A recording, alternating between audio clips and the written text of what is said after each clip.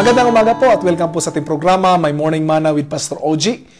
Buksan po natin ang ating Biblia sa aklat po ng Genesis chapter 13 verse 10. Ito po pagkasabi, Lot lifted his eyes and saw all the valley of Jordan, that it was well watered everywhere.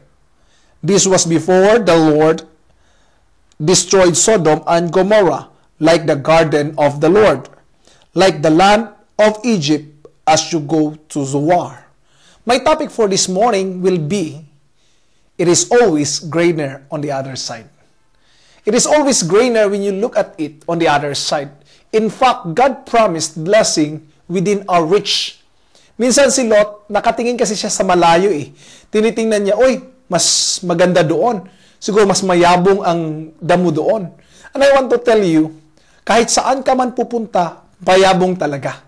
Minsan marami nag-iisip, sana pupunta na lang ako ng Jordan, doon ako mangangaral, no? Doon ako magpapastor. Ganon din po, kahit sa Pilipinas tayo, kahit sa Jordan, kung saan tayo nilagay ng Diyos, yayabong at yayabong tayo. Because it's not always green on the other side. It's always greener on our views. But actually, when you reach there, hindi talaga green, kasing green lang din po kung saan tayo nanggaling. Anong ibig kong sabihin? Magtiwala tayo na kung saan tayo inilagay ng Diyos, tayo ay pagpapalain niya.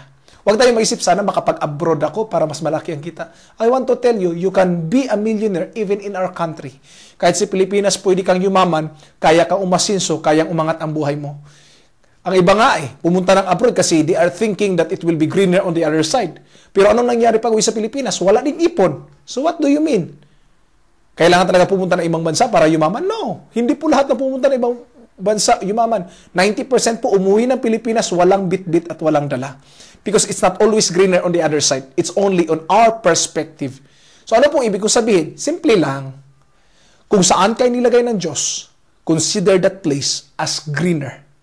Consider that place as a blessed place for you, where you can flourish, where you can be productive, where you can blossom.